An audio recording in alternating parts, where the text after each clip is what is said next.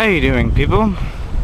I'm now riding my bicycle with absolutely no hands going down Harvard Street in Houston, Texas. I'm running red stop signs. Look. Alright, good. But we are still traveling at light speed.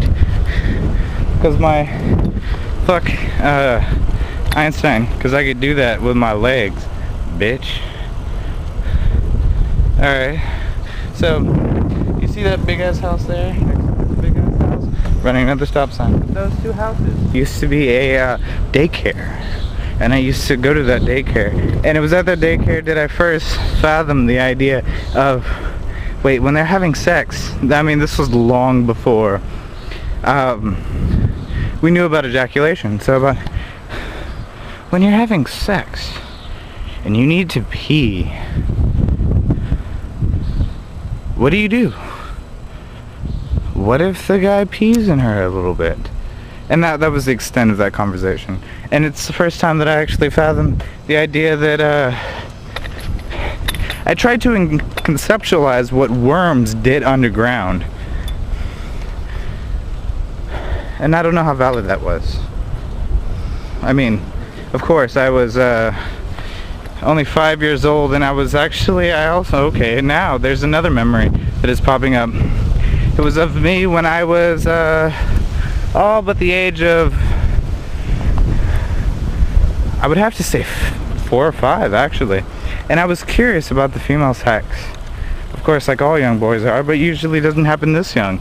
I'm sure I was 4 or 5, and I was caught crouching in front of the female bathroom door of my fellow daycare mates, and I was trying to peek underneath the fucking door. Coincidentally, that same day I had a conversation with one of my, who I would consider good friends, though I don't remember his name and I don't remember his face, but I do remember what he said because it was disturbing to me.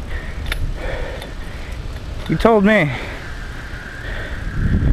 I think we were smart little kids. We were actually discussing proper ways to wipe one's ass. And this gentleman, who I don't remember his name or his face, said that he preferred, personally, I'm sure that's not what he said, but that he walked around with toilet paper securely fastened in his anus. And so that solves his problem. I would like to meet that guy now and know what the fuck he's doing. Hopefully he's in college, because the school I went to, it's not a bad part of town. Well, not since they've done everything. But oh, holy shit. Holy fucking shit. Oh my god, they tore down 2 houses. My fucking old neighbors. Oh my god. Pulling over the bike, setting it down. You can't see it really. Almost. Maybe if I stand still enough. This is my old house growing up. I was born into this house. This was the house that we lived in before the divorce. The window off to the right, that was my room. The window off to the left, that was the living room. I was the furthest away from where they kept the TV, which was way back there. And they turned our shed into a garage, 2-story. I planted this tree. Big ass tree. You can't see it, but it's magnificent. But this is not the tree. It used to not be split because there was a tree right at that corner. It fell across the street, smashed this tree into little bitty fucking shards, and out of the rubble grew this from the root system. It's fucking amazing. That's the apartment that my best friend lived in. His name was Glenn. Yeah. Lived in the corner. He had a brother. I didn't meet him much. He was wicked smart. Both of them were. But he became my friend after my other next door neighbor. I wasn't allowed to see her. Playing doctor, got caught too young. But, I don't know. It used to not be 2 stories. I used to walk around on the fucking house, and my dad would hear little footsteps on the fucking house. I mean, I was probably 6 or 7. And, he'd be all pissed off. And he'd come to investigate, and oh, look what it is. The dog is looking up towards the sky. Of course, it was fucking me. And they cut down the kumquat trees. And they took down the swing. They're ruining my image of normalcy. But yes, sir, everything does change. Especially when you're looking through a fucking scope. And they could wake up at any time. This is... Now we just caught one of Houston's old most wanteds. An ex-drug dealer, turned good, but now he's surveilling houses to rob late at night.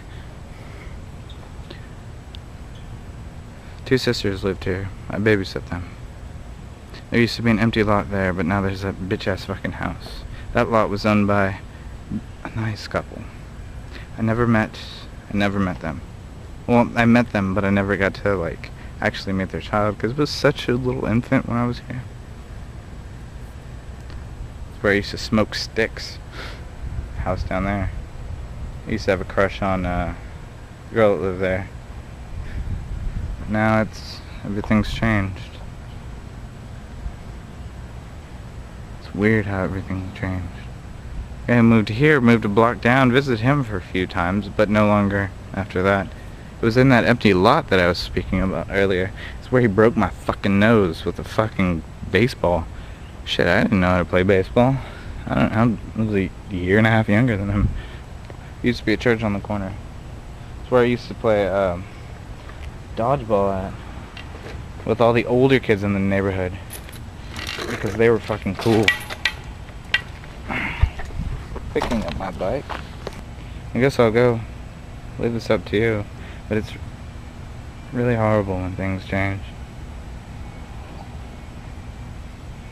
Because they infect your memories of what it is now. Mr. Vargas. Every time I was in town, I'd stop by and say hi. You loved me like a son.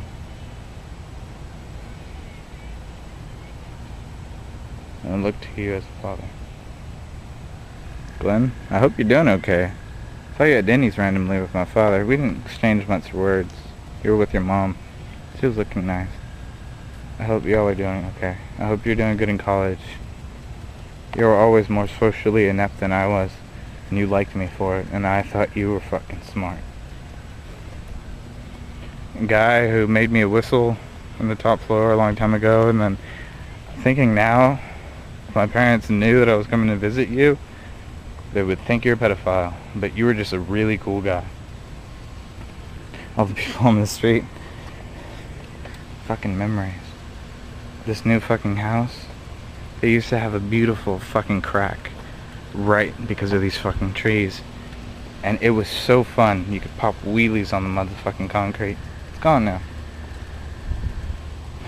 This house is the only house on the block that hasn't changed. Congratulations. This house, y'all don't live here anymore. There's a cardboard cutout of Mark McGuire.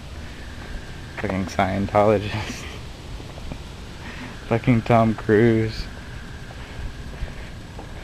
Could handle the goddamn truth. Goodbye to the street that I used to know. And I know what the property means.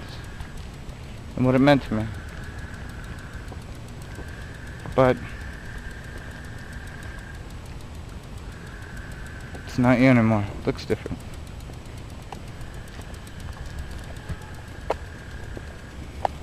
It should be a poem.